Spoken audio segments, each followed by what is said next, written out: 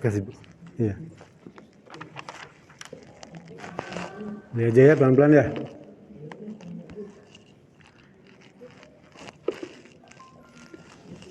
Assalamualaikum warahmatullahi wabarakatuh. Alhamdulillahilladzi hadana lihada wa ma kunna linahtadiya laula an hadana Allah. Asyhadu an la ilaha illallah wa asyhadu anna Muhammadan abduhu wa rasuluh. Allahumma salli ala Sayyidina Muhammad wa ala alihi wa sahbihi wasallim. Ibu-ibu yang dirahmati Allah Subhanahu wa taala. Mengawali perjumpaan kita pada petang hari ini, sepatutnya kita selalu bersyukur kepada Allah Subhanahu wa taala atas karunia dan nikmat yang diberikan kepada kita sekalian. Di antara nikmat yang Allah berikan kepada kita adalah diberinya kesempatan untuk kita sama-sama mempelajari Al-Quran. Karena memang kalau sholat kan memang sudah dikerjakan semua ya. Bahkan mungkin baca Quran juga ibu-ibu di rumah terus ya membaca. Itu semua itu harus disyukuri karena tidak mungkin kalau tanpa izin Allah, jangankan untuk sholat atau membaca Quran, mengedipkan mata saja itu nggak bisa bu, ya. Walau tarfat ain itu, untuk mengedipkan mata saja kita perlu rahmat Allah Subhanahu Wa Taala itu. Oleh karena itu, ketika ibu diberi kesempatan, kemampuan untuk hadir pada acara ta'lim, tentu saja yang harus mengucapkan alhamdulillah. Ya. Membaca Quran dan sholat itu memberikan pengaruh besar kepada orang yang melaksanakannya tuh. Ya. Bahkan dia bisa mencegah perbuatan keji dan mungkar. Mengaji dan sholat. Ya. Baca Quran dan sholat. Ketika kita baca di dalam surat Al-Ankabut, ya, surat Al-Ankabut, surat 29, itu ayat 45 tuh, ya. Surat Al-Ankabut, surat 29, ayat 45. Ya. Itu pas juz tuh. Juz utlu ma uhiya. Ketemu semua? Ya.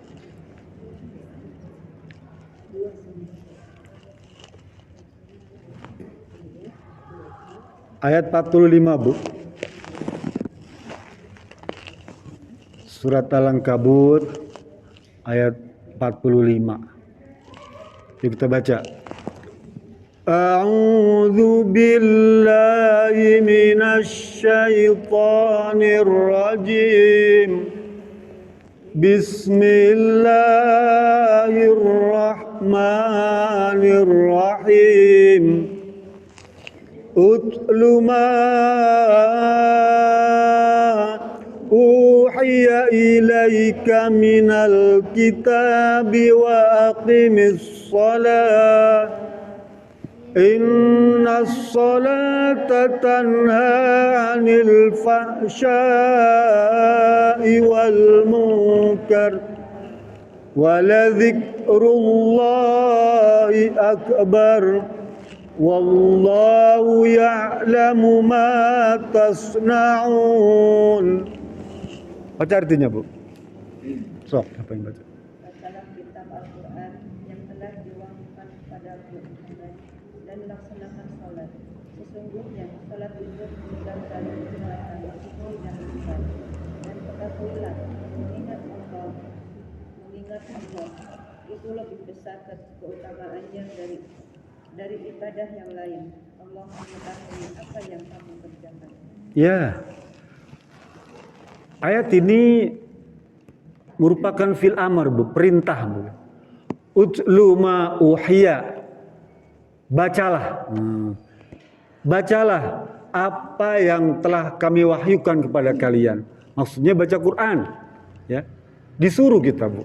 Jadi kalau misalnya emang kita disuruh baca Quran, iya. Allah nyuruh. Ya. Dalam ayat Iqra, ya, Bismi rabbikal ladzi khalaq. Nah, ini saya pilih ayat ini karena ingin digabungkan dengan sholat.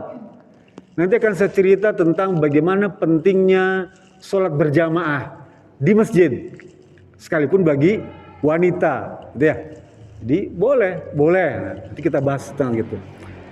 Bolehnya para ummahat, para wanita sholat berjamaah, sholat wajib berjamaah di masjid.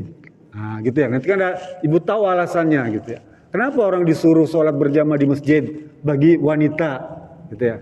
Mana dibandingkan bagus dengan di rumah? Nanti ada perbandingan, ya. Jadi Allah perintahkan kita untuk melaksanakan membaca Quran dan melaksanakan ibadah sholat. Karena dua perbuatan itu, kata Allah, dapat mencegah perbuatan keji dan mungkar. Ya, dua pekerjaan ini, Bu. Kalau ibu kerjakan secara beriringan, ya. Bagaimana kalau misalnya baca Qurannya dibarengin sholat? Lebih bagus lagi, ya. Ibu bareng-bareng sholat berjamaah, ya. Baca Quran, surat Al-Baqarah misalnya, contoh satu surat, kan panjang tuh ya. Dulu Nabi praktekkan itu, tentu kita tidak seperti itu. Saya pesan ke ibu kan cuma hafal saja 13 surat dari bawah tuh ya. Itu pegang tuh. Dari mulai Alhaakumut Takasur ya. Kalau mau naik lagi dari apa tuh Wattini ya. Watin terus ke bawah ya. Itu lebih bagus lagi. Jadi perbuatan keji dan mungkar itu kalau kita bisa mengerjakannya dengan baik, maksudnya bisa dicegah dengan perbuatan ibadah baca Quran dan sholat dengan baik. Memang kata Allah Subhanahu Wa Taala, innaha mana tadi itu? Wala zikrullahi akbar. Zikir yang dimaksudkan itu adalah baca Quran dan sholat, ya. Wala zikrullahi akbar itu maksudnya baca Quran dan sholat itu merupakan ibadah yang besar faedahnya dibandingkan dengan ibadah-ibadah lain, ya. Sehingga perlu kesungguhan di dalam melaksanakannya. Ibu dirahmati Allah Subhanahu wa taala. Apakah kemudian sholat itu cuma bisa mencegah perbuatan keji dan mungkar saja? Banyak, Bu, ya. Saya ambil dari kitab Nasul Ibad karya Imam An-Nawawi itu. Dia bercerita tentang hadis Nabi yang diriwayatkan oleh Abu Hurairah. Kata beliau, Rasul berkata tentang hikmah. Kalau kita bisa mengerjakan sholat dengan baik ya. Ada 10, Bu, hikmahnya itu ya.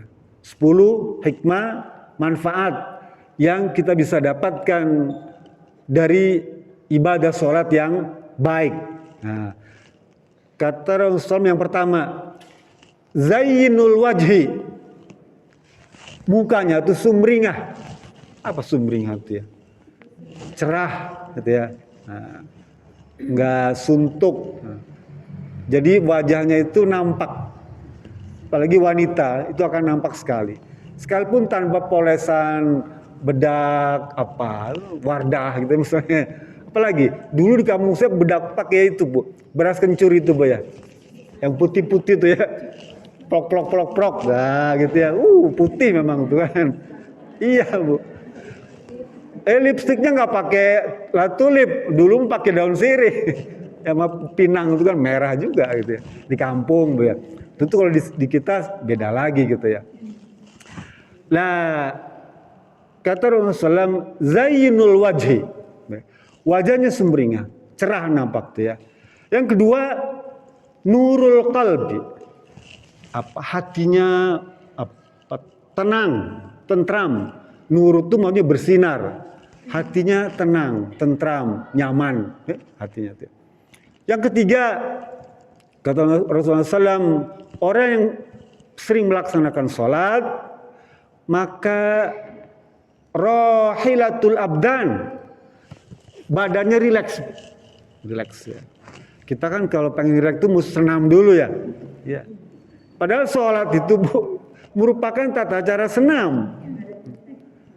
Mohon maaf, sekalipun ibu gak senam nih, ya, ibu sholat dengan baik saja ya. Wajib 17 rakaat, tambah sunat-sunat taruh 58 rakaat total ya. Itu cukup, Bu. Ya, senam tuh. Sama. Tapi tentu kadang-kadang karena pengen lebih rileks lagi, misalnya pengen body building, akan banyak ya, pengen bentuk apa, bagian-bagian yang menonjol, gitu. Boleh nggak apa-apa, nambah gitu ya. Gitu kan sekarang kan di TikTok banyak tuh ya, ditonjol-tonjolin tuh, boleh nambah senam, boleh, tapi dengan sholat pun sebenarnya sudah memadai bu, ya, yang wajib dan yang sunnah. Makanya harus bilang rahilatul abdan. Sholat itu berpengaruh pada pembentukan relaksasi tubuh, bahkan pembentukan tubuh. Ya. Sebetulnya ada beberapa rahasia-rahasia dalam sholat yang agak sungkan, berat kalau disampaikan ke publik ya, untuk pembentukan tubuh tuh. Ya. Baik laki-laki maupun perempuan. Ya. Yang keempat harus bilang nih ya, hikmah sholat nih. Unsun fil qabri, dia nanti akan menjadi teman kita di alam kubur. Di kubur ini sepi bu, nggak ada tempat kecil gitu, kita ditinggalin, ya. Saudara kita, suami, ibu, semua pergi meninggalkan itu, ya, nggak mau nemenin. Sekalipun setianya dia nggak mau nemenin, ditinggal sama dia gitu ya. Anak kita tuh, darah daging kita tuh sama, dia juga meninggalkan, nggak mau nemenin orang tuanya tuh. Kita ditinggalkan sendiri tuh. Siapa kira-kira menemani kita? Ada lalat, ada ulat, ada cacing, ada ular tuh, ya. Ada kelabang, ada skorpion, tuh macam-macam. Nah, tapi kalau ibu bisa melaksanakan sholat dengan baik, maka sholat itulah akan berubah wujudnya menjadi para bidadari, ya, yang menemani ibu selama di alam barzah tuh, alam kubur tuh. Ibu kan ditemani oleh mereka, unsun fil qabri. Tuh, kan enak bu ya. Semakin banyak hafalan ibu, ya, karena dalam hadis dihitung perhafalan tuh. Semakin banyak hafalan, semakin banyak sahabat sahabiah ibu. Gitu ya. Yang kelima, miftah sama, ku baca Quran itu dia menjadi kunci pembuka langit, di mana doa kita itu sampai kepada Allah Subhanahu Wa Taala itu, bu. Ya, doa yang kita panjatkan itu karena langitnya dibuka dengan sholat itu, maka dia sampai. Yang keenam, dia menjadi miftahul jannah, ya, kunci pembuka surga, ya, atau samanul jannah, apa? Ya kunci juga. Kunci pembuka surga tuh apa? Sholat dan baca Quran. Nah, gitu ya. Yang tujuh ya. Hijabum minan nar. Sholat dan baca Quran menjadi hijab, benteng neraka. Jadi ibu nggak sempat ngelihat karena di benteng. Nih, rumah kita yang pinggir sawah itu kan di benteng. Nggak kelihatan sawah itu bu. Jangan kan merasakan enggak. Begitu juga neraka. Kalau di benteng tuh, ya, kita nggak kelihatan, nggak ngelihat neraka. Karena neraka itu ke pemandangan yang menyeramkan. Ngelihatnya aja udah nggak enak, ya. Makanya di benteng dengan sholat, nah, dan baca Quran tuh, ya. Berapa sekarang? 8. Ya, 8. Nah, mardatillah, ya. Amalan sholat dan baca Quran itu amalan yang disenengin oleh Allah Subhanahu Wa Taala tuh, ya, senang Allah Subhanahu Wa Taala itu.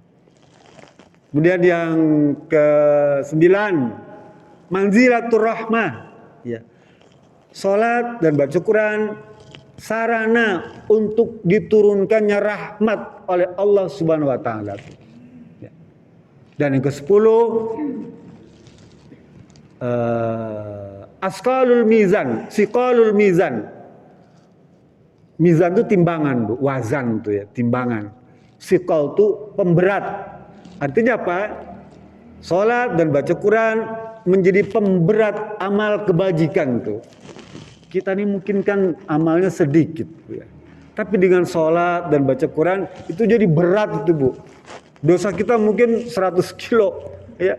Nggak cukup untuk menyimbangin tuh, untuk bikin balance aja nggak sampai. Lah, sholat dan baca Quran bisa menjadi pemberat, bisa melebihi perbuatan dosa kita. Oleh karena itu, jangan tinggalkan sholat. Lebih khusus lagi, sholat berjamaah. Ya. Rasul bilang begini, sholatul jamaati afdalu min sholatil fazi bisab'in wa ishrina darajat. Sholat berjamaah, ya, asqal itu lebih berat. Ya. Tadi siqal, ini asqal. Sholat berjamaah itu paling berat, ya, lebih berat daripada sholat sendirian. Ya. Melebihi sholat sendirian sebanyak 27 derajat. Para ulama kemudian memberikan tafsir, sholat yang dimaksudkan 27 derajat itu untuk sholat-sholat yang jahriyah, yang bacaannya tuh dijaharkan, dikeraskan, seperti sholat maghrib, sholat isya, dan sholat subuh. Sedangkan sholat-sholat sirriyah yang disembunyikan bacanya, sholat zuhur dan asar itu 25 kali. Paham ya? Jadi sholat zuhur dan asar itu kalau berjamaah dia 25 kali lebih banyak daripada sholat sendirian. Tapi sholat jahriyah 27 kali itu. Makanya senang kalau kita bisa sholat berjamaah tuh. Ya. Bahkan kata Rasul dalam hadis lain, ya, man sholla sholatan fil jamaah arba'ina yauman, ya, yudriku takbiratul ula. Barang siapa yang bisa melaksanakan sholat berjamaah selama 40 hari, 40 hari Bu ya, dan tidak lepas dari takbiratul yang pertama tuh. Misalnya ibu di rumah sama bapak tuh, sholat berjamaah selama 40 hari dan tidak pernah lepas takbiratul ihram yang pertama tuh. Ibu nggak tinggal, artinya tidak masbuk, tidak telat waktunya ya. Maka kata Allah wajib mewajibkan dirinya bagi Allah mencatat orang-orang yang melaksanakan sholat berjamaah 40 hari ini baro'atani, dijauhkan dari dua perkara. Baro'atani minan nar wa baratun minan nar wa baratun minan nifaq. Maka dia dihindarkan, dijauhkan dari siksa neraka dan dijauhkan dari sebutan sebagai orang munafik. Ya. Sekalipun mungkin kita kadang-kadang sebagai manusia ada khilaf, salah ngomong, slip of tongue itu kan, kadang-kadang salah mengucapkan kalimat, ya, bukan ngebohong, tapi salah dalam pengucapan misalnya itu ya. Lah itu dianulir semua. Sehingga dia mendapatkan baratun minan nifaq, ya.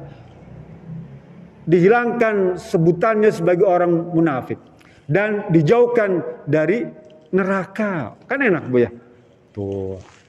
Kalau kita bisa melaksanakan sholat berjamaah selama 40 hari itu, ya, bersama suami, bersama anak, atau bersama sesama wanita.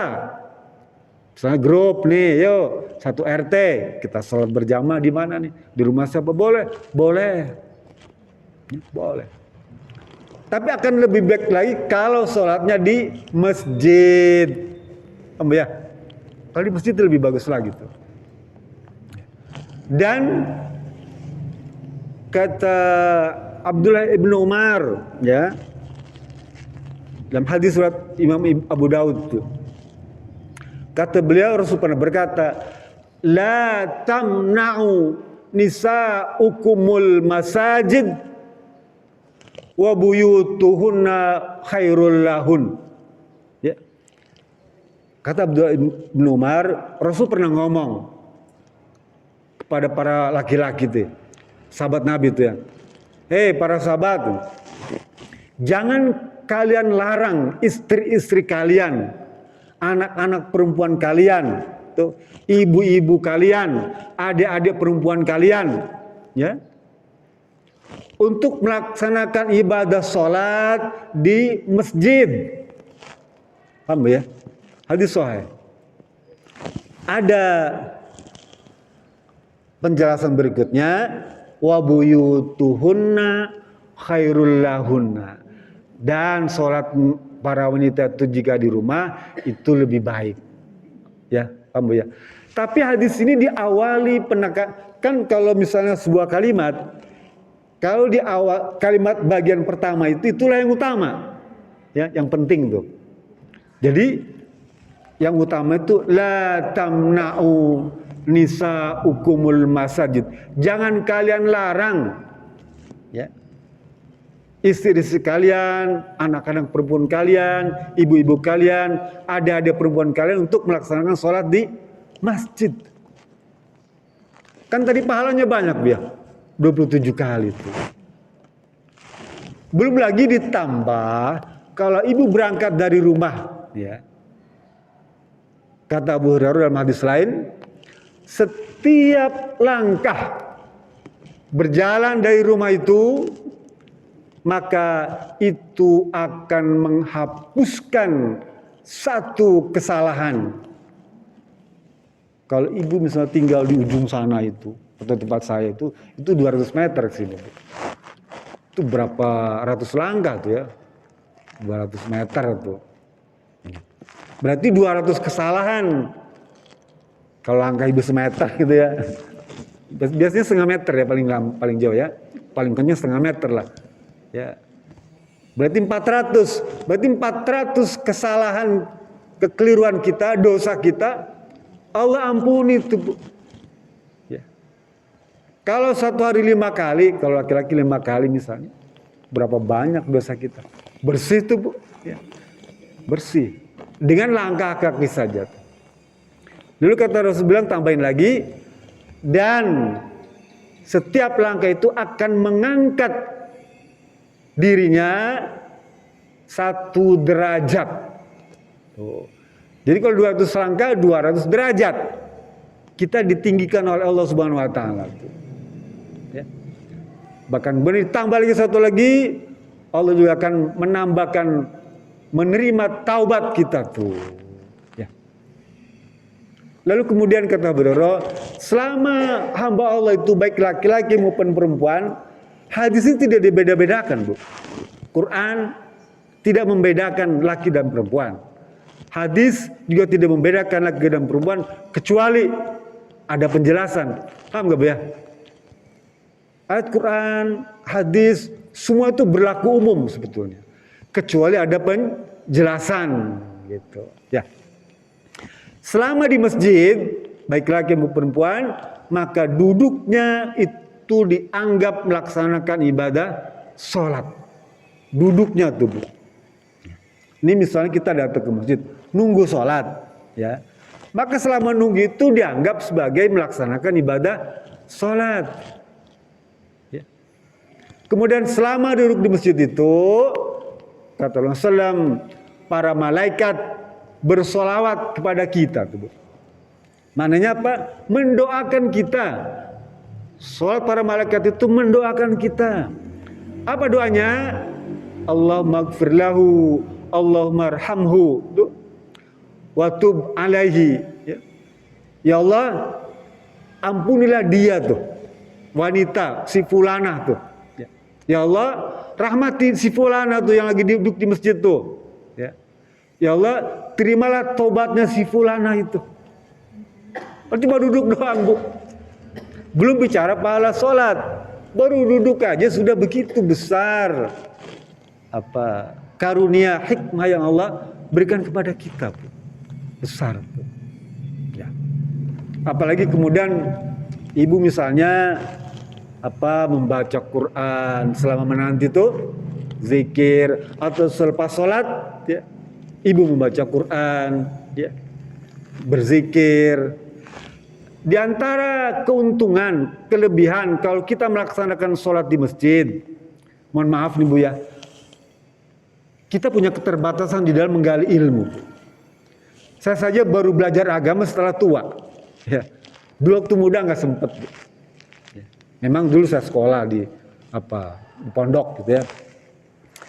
Tapi mempraktekannya itu nggak, baru ya 20 tahun terakhir inilah gitu ya. Sehingga untuk menambah ilmu itu harus melihat orang lain, Bu. Ya. harus melihat orang lain. Lah kalau ibu sholat berjamaah di masjid kan bisa ngelihat yang lain tuh ya. Oh ini tata cara sholatnya begini, ini begini, ya. Kan kita bisa tahu. Bahkan mungkin kalau dia imamnya perempuan, kita bisa dengar tuh bacaan sholatnya, bacaan doanya, kan kita bisa dengar. Sehingga tanpa sadar pun, tanpa sengaja pun, tanpa diniatkan pun, kita telah belajar. Paham ya? Dari orang lain tuh. Maaf, kan jarang orang kalau bergaji dia ikut manasik. 3 bulan, setahun tuh. Apalagi sekarang yang tertunda bisa 3 tahun tuh manasik hajinya Tuhan. Kalau sholat, jarang orang yang belajar untuk manasik sholat. Kan enggak? Ya, enggak, jarang lah. Yuk kita kursus sholat. Jarang tuh, ada memang. Tapi jarang tuh ya. Biasanya belajar sholat itu ya otomatis begitu saja. Ibu kita mengajarkan begini, ya berwudu dulu. Kadang-kadang saya suka kontrol di sini, Bu.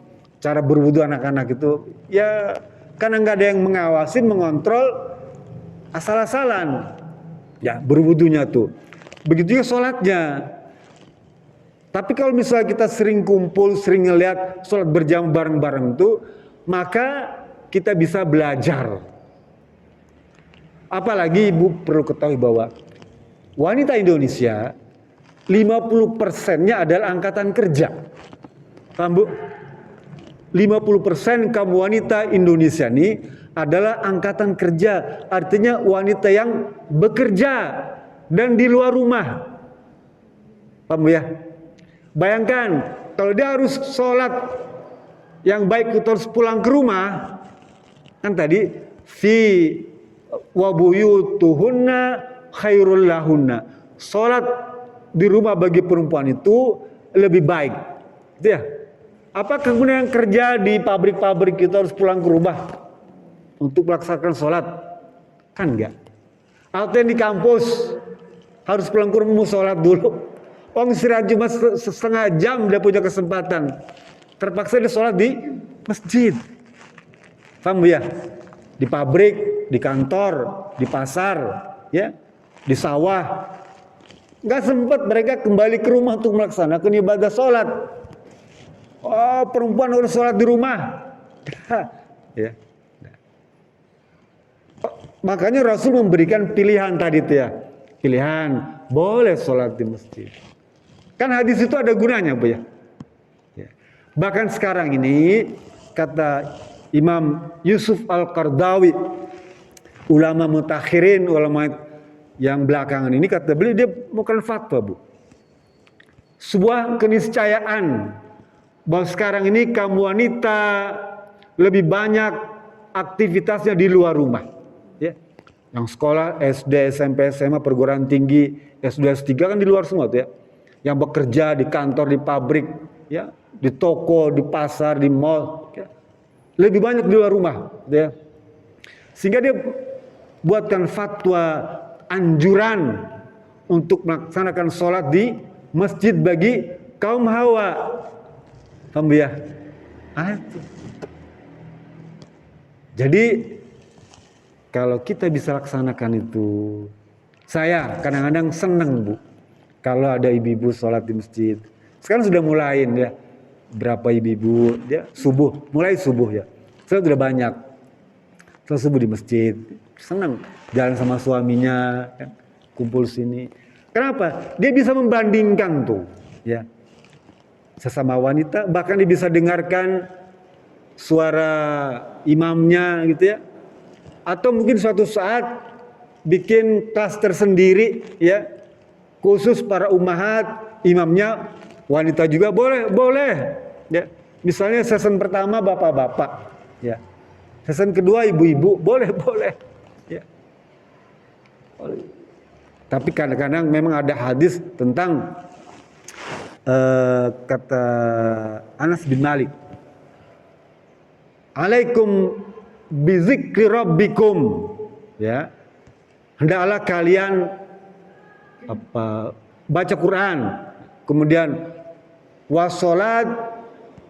wasollu solatikum fi awali waqtikum ya. Wallahu yudha'ifu lakum ya. Hendaklah kalian berzikir, baca Quran, baca tasbih itu ya. Dan sholatlah ya kalian pada awal waktu ya. Kenapa harus awal waktu? Karena Allah yudha'ifu lakum, akan melipat gandakan amal ibadah sholat kita, pahalanya. Jadi kalau misalnya berjamaah 27 itu ya, kalau kita di awal waktu maka Allah akan lipat gandakan itu. Bagaimana kalau di rumah? Sama. Di rumah pun kalau awal waktu dia dapat dilipat gandakan. Ya. Ini rahmatullah subhanahu wa ta'ala. Di antara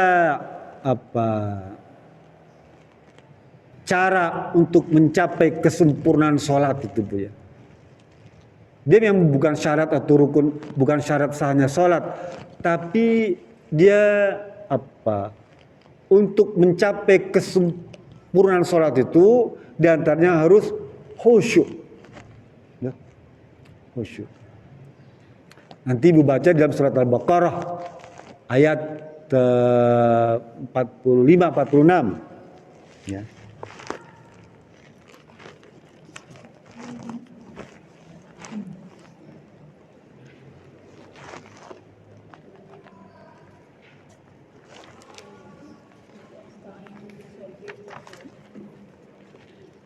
Ya.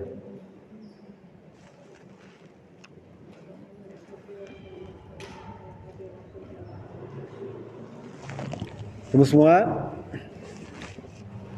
surat Al-Baqarah ayat 45 546 ya. Temu semua ada. Bismillahirrahmanirrahim. Wasta'inu bis-sabri was-salah wa innaha lakabiratun illa 'alal khashi'in alladzina yadhunnuna annahum mulaqu rabbihim wa annahum ilaihi raji'un. Artinya Bu.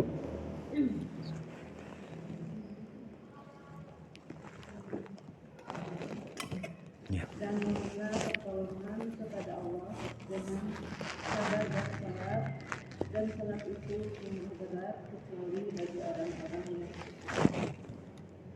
Terus itu lagi. yaitu mereka yang yakin bahwa mereka akan menemui Tuhannya dan bahwa mereka akan kembali kepadanya. Ya. Allah memberitakan kepada kita jika kita menghendaki pertolongan tuh.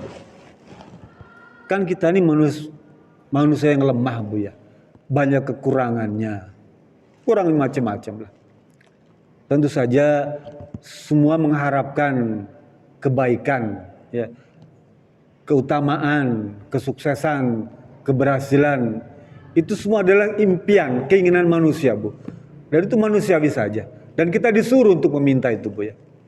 Bahkan Allah suruh kita untuk berdoa kepada Allah Subhanahu wa taala ya.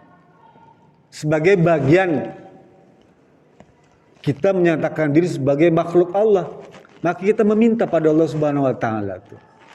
Lah Allah bimbing, tuntun kita cara memintanya itu dengan wasta'inu bis-sabri was-salah. Ya. Mintalah kepada Allah Subhanahu wa taala dengan cara sabar dan sholat. Ya. Jadi kalau kita punya keinginan tuh Bu, masukkan ke dalam sholat tuh. Minta pada Allah Subhanahu wa taala pada waktu sujud, pada waktu ruku ya. Antara duduk di antara dua sujud tuh minta pada Allah Subhanahu wa taala. Ibu bayangkan doa duduk di antara dua sujud itu ada 8 tuh. Rabbighfirli warhamni wajburni warfa'ni, warzuqni, wa'afini, wa'afu'anni, wahdini, wa'afu'anni. 8. Kalau dikabulkan semua hebat, Bu. Nggak usah semualah, separuh aja. 50% dikabulkan oleh Allah tuh, wah itu ibu udah bahagia dunia dan akhirat itu. Dan itu ibu baca setiap hari itu. Setiap kali sholat baik yang wajib maupun sunnah itu dibaca. Oleh karena itu kan ini merupakan doa yang bagus. Dia diapit dengan 2 sujud, Bu. Ya, luar biasa. Sujud itu menunjukkan kerendahan hati kita. Dan duduk di antara 2 sujud ada doa yang diapit 2 sujud. Istimewa, Bu. Sehingga bacanya pun jangan cepat-cepat. Kadang-kadang kita terburu-buru ya, gitu. Jangan, minta Bu, doa tuh. Lalu kita minta mengadakan tangan, Rabbana atina fid dunya hasanah. Ya. Allah inna nas'aluka mujibati rahmatik wal azaimati maghfiratik wal ghanimati min kulli birrin was salamati min kulli ismin. Allahumma la tada' lana zamban illa ghafarta wala hamman illa farajta wala maridatan illa syafaita wala hajatan illa qadaita. Itu doa hajat, Bu. Ibu punya hajat, punya keinginan tuh. Hajat tuh keinginan. Apa aja keinginannya terserah. Baca doa hajat, sholat hajat itu ya. Itu kita sungguh-sungguh. Lah doa pada waktu duduk di antara 2 sujud itu lebih paten, Bu, karena dia di dalam sholat. Ya. Makanya bacanya dia tergesa-gesa, santai aja. Apalagi sholatnya di rumah kan, sholat sendiri, nah, udah. Gitu. Baca pelan-pelan, ya. Hayati maknanya dengan kesungguhan tuh, ya. Maka Allah tidak akan menyia-nyiakan. Lah kalau misalnya, ya kadang-kadang kita sholat. Kita aja nggak ngerti tuh, nggak apa bacaan dia tuh mau gitu ya. Kita ini sebagai teman, sebagai suami kita lihat doa istri kita begitu, nggak jelas tuh kan. Doa apa sih kamu nih bacanya kok begini? Kita aja nggak ngerti, apalagi Allah. Oh, Allah kan maha mengerti. Iya, tapi dia suruh kita baca yang baik, gitu ya. Baca yang baik. Rabbik firli warhamni wajburni wahdini wa'afini wa'afani. Baca. Ya. Saya teruskan. Ya. Mana tadi itu? Wa innaha lakabiratun. Karena memang sholat itu Bu ibadah yang berat, Bu. Berat. Jadi kira gampang, berat Bu sholat itu. Kita nih bangun tidur aja nih ya. Handphone tuh udah bunyi, Bu. Kring jam 4.30 tuh ya. Jam 3.30 tuh, setengah 4 dah. Saya biasa jam 3 atau setengah 4 lah bangun. Bunyi tuh. Dimatiin, kring. Untuk ngangkat paha yang cuma 5 kilo ini ya berat, Bu. Berat ke kamar mandi, ke toilet, berat. Ya. Terus Allah bilang innaha lakabiratun, berat. Ya, berat. Apalagi suruh mandi, nah, harus manasin air dulu mandi. Mau keramas dibilang nih. Iya berat, Bu. Coba tanya ibu-ibu. Apalagi kalau tiap malam keramas terus dibilang. Berat ya. Nah, kalau punya heater gampang tinggal ceklek gitu ya. Pemanasin air lama dia. Itu baru mau berwudu saja, apalagi sholatnya, apalagi suruh ke masjid, gitu ya. Lebih berat lagi, berat, Bu. Ibnu Ummi Maktum, sahabat Nabi, Bu, dia buta, Bu. Ya. Rumahnya jauh dari Masjid Madinah. Dia cerita kepada Rasulullah, ya Rasulullah, saya ini kan hidup sebatang kara, katanya. Kemudian saya juga dalam keadaan buta, rumah saya jauh. Saya kalau jalan ke masjid itu, di jalan itu kan banyak binatang-binatang melata. Ya hadis Bu saya bacakan terjemahannya. Banyak binatang buas. memang saya juga punya penuntun jalan, ya. Kira-kira fahli rukhsatan li sholat fil bait, kira-kira ada nggak Rasulullah rukhsah, keringanan, kemudahan, ya, untuk tidak sholat di masjid, tapi saya sholatnya di rumah saja. Kira-kira ada nggak Rasulullah? Ya. Rasul bilang, hal tasma'u nida, kamu dengar azan nggak? Suara azan. Dengar Rasulullah. Ya. Karena kamu dengar suara azan, fa'ajib, maka kamu harus datang ke masjid. Itu orang buta, Bu. Ibnu Ummi Maktum itu orang buta. Jalan rumahnya jauh. Di jalan di kota Madinah itu dulu masih banyak hewan-hewan melata, ya. Sekarang sudah gedung-gedung, Bu, ya. Oh, ibu yang pernah pergi haji, umrah di Madinah itu penuh gedung-gedung megah, udah nggak ada lagi tuh. Dulu banyak ular, hewan-hewan. Tapi ketika minta rukhsah tuh Rasul nggak izinkan, nggak ada, dibilang nggak ada keringan. Tetap kamu harus ke masjid, gitu ya. Jadi memang berat, Bu. Pergi ke masjid memang berat. Tapi memang sebanding dengan ganjarannya, gitu ya. Saya kutip satu lagi hadis diriwayatkan oleh Anas bin Malik, ya. Hadis ini memang agak sedikit lemah, ya. Tapi boleh dijadikan apa? Fadhilul amal, pendorong untuk beribadah. Kata Anas bin Malik, Rasul berkata, man masya ilal masjidi fi sholati jamaatin, ya, barang siapa pergi ke masjid untuk melaksanakan sholat berjamaah, yudriku takbiratul ula, dan didapatkan takbir yang pertama tuh, ya, awal waktu maksudnya, kahajjatin, dia sebanding ganjarannya seperti orang pergi haji. Coba tubuh. Ini hadis untuk memacu kita untuk bisa melaksanakan sholat berjamaah di masjid itu. Ya. Jadi kalau misalnya ibu ada kesempatan, ada keluangan waktu tuh, ya, misalnya di rumah ditinggal bapak sendiri, kan bapak pergi ke masjid, di rumah nggak ada orang, kan sendirian tuh kan. Ada sebagian yang takut, misalnya, ya udah pergi ke masjid aja, bareng kan gitu ya. Kerja tuh. Kenapa? Pahalanya besar, gitu ya. Di samping juga bisa menjalin silaturahmi. Ya. Jadi apa ya? Terlalu banyak hikmah yang Allah akan berikan kepada mereka yang bisa melaksanakan sholat berjamaah di masjid. Tapi ini himbauan, Bu, ya.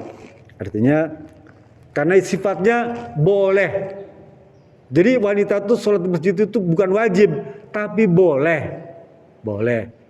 Sholat di rumah juga bukan wajib, boleh. Gitu. Tidak wajib. Di rumah boleh, di masjid juga boleh. Gitu. Jadi cuma kalau kita sekarang bicara sekarang, di mana di era milenial ini, orang kecenderungan nggak mau belajar sholat. Ya. Punya keterbatasan di dalam mempelajari tata cara sholat. Ya. Apalagi di masjid ada taklim, ada baca Quran. Akan banyak manfaat yang akan ibu dapatkan. Ilmu, kajian Islam, baca Quran, silaturahim, ganjaran, pahala, ampunan, derajat, banyak sekali, Bu, yang akan ibu dapatkan. Dulu mungkin ya karena fasilitasnya belum, ya tadi kan di jalanan banyak gangguan, wanita kan cenderung ada perasaan takut dan sebagainya. Ya, kalau sekarang kan orang sudah aman. Kalau ibu pergi ke Masjid Nabawi kan penuh tuh ibu, nggak subuh, nggak asar, ya, nggak duhur, nggak maghrib, nggak isya, penuh. Nah, apalagi di Masjidil Haram, dia bisa berbaur tuh kan. Tapi kalau disunahkan untuk tidak berbaur, dia ada saf. Jadi laki-laki di depan, kemudian anak-anak, baru wanita. Nah gitu ya. Kalau banci gimana? Ada hukumnya Bu, nanti kita bahas tentang apa khunsa ya. Dia ada bab tersendiri Bu. Islam itu begitu. Tentang banjir dibahas tersendiri. Ya, ada.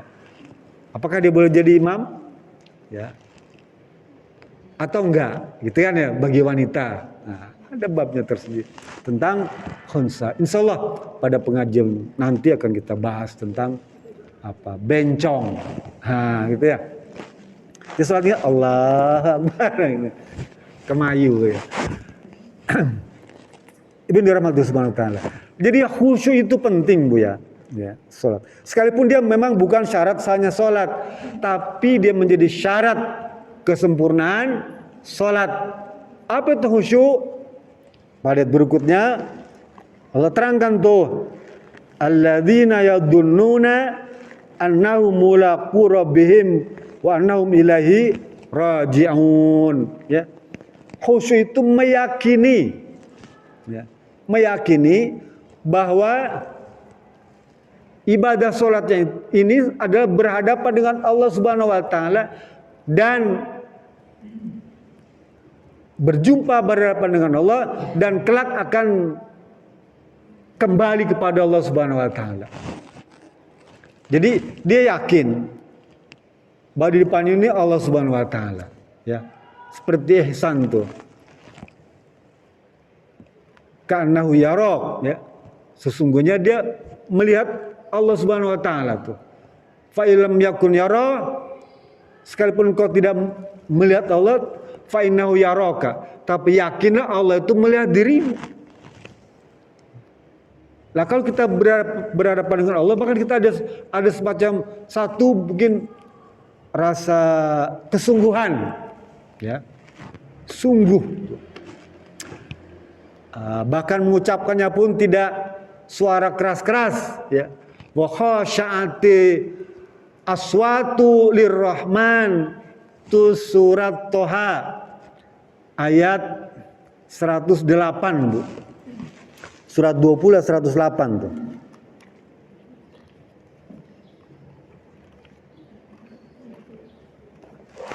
Surat 20 108. Ya. Baca artinya aja Bu, waktunya udah habis. Wa khasyatil aswatu lirrahmani fala tasma'u illa hamsa. Baca Bu artinya Bu.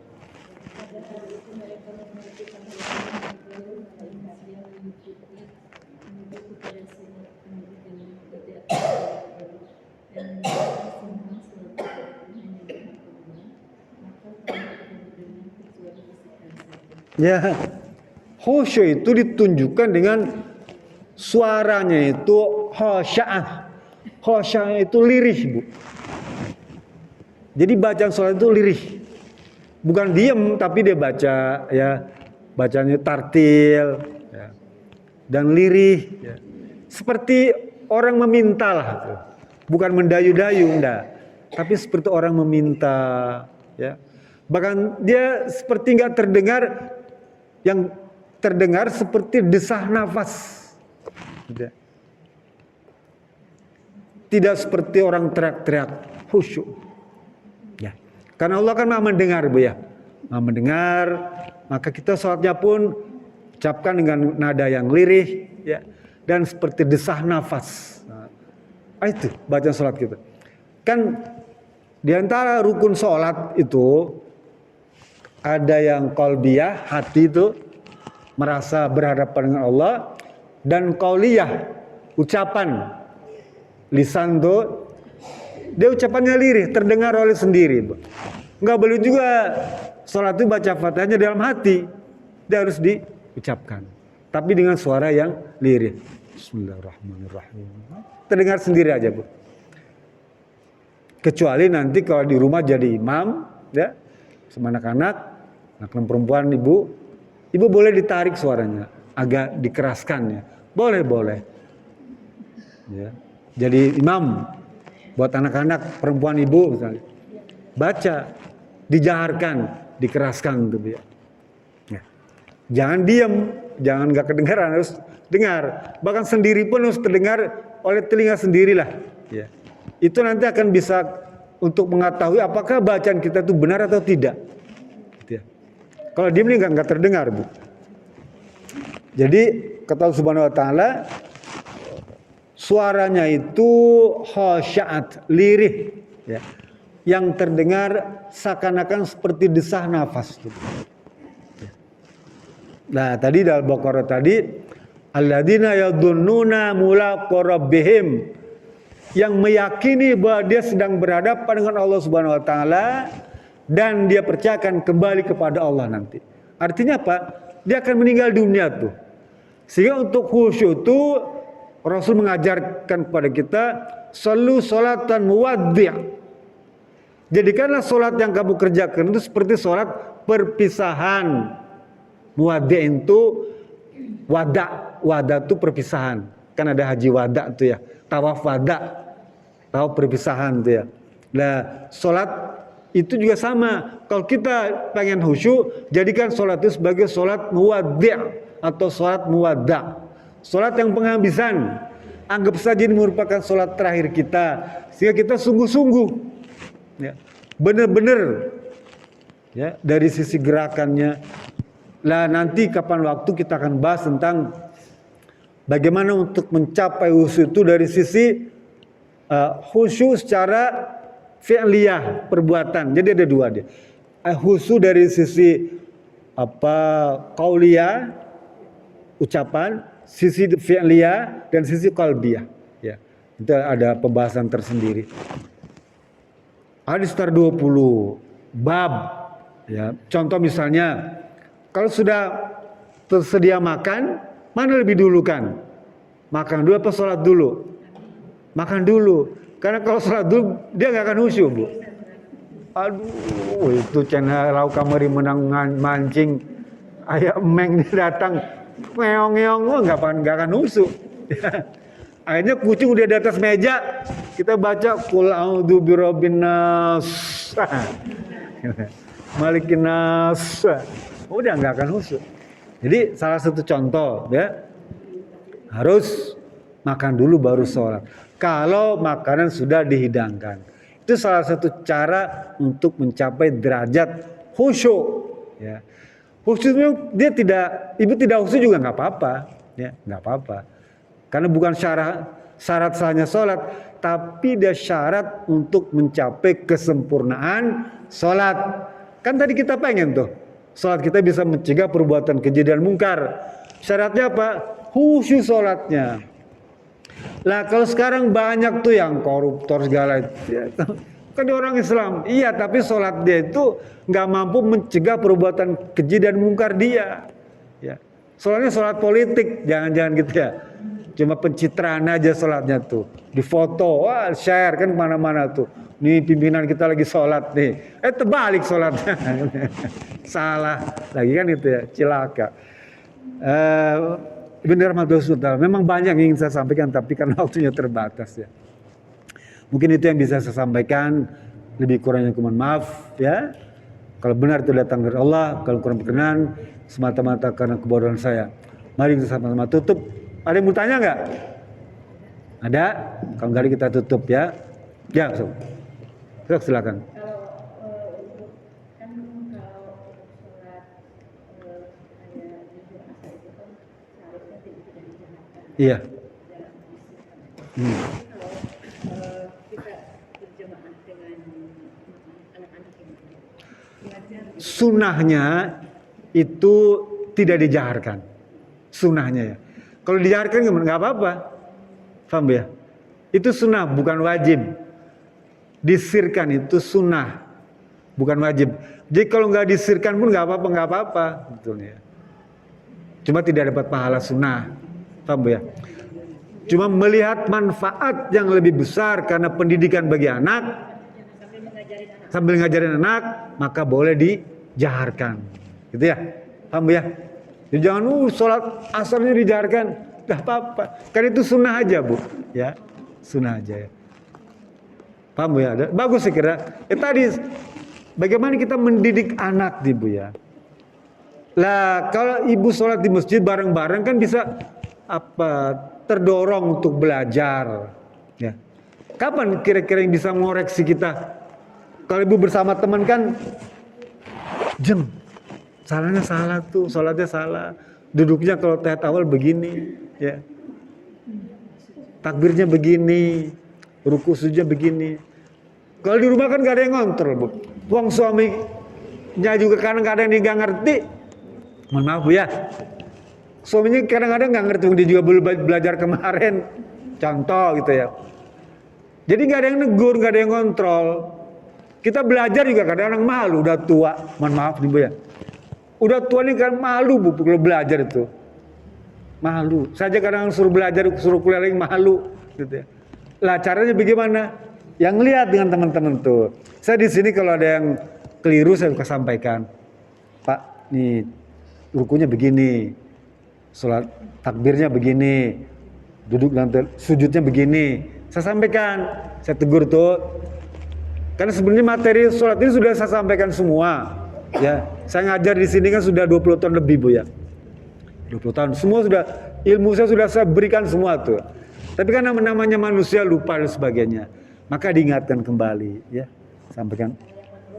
Biasa, Bu, ya, nggak apa-apa. Kan begitu ya. Ya terus saja kan, kata pepatah, cikaracak ninggang batu, laun-laun jadi legok. Tai cak-cak dinagehu, laun-laun jadi lebok. Ada lagi? Ya. Bisa aja, Bu, ya. Mari kita sama berdoa pada Allah Subhanahu wa taala.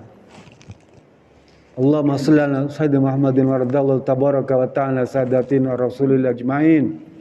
Allahumma firil muslimin wal muslimat wal mu'minin wal mu'minat al ahya minhum wal amwat innaka sami'un qaribun mujibud da'wat ya qadiyal hajat. Allahumma aftah alaina futuhal arifin warzuqna fahman nabiyyin bijaika khatamil mursalin. Allahumma faqihna fid din wa alimna ta'wil wahdina siratal mustaqim. Allahumma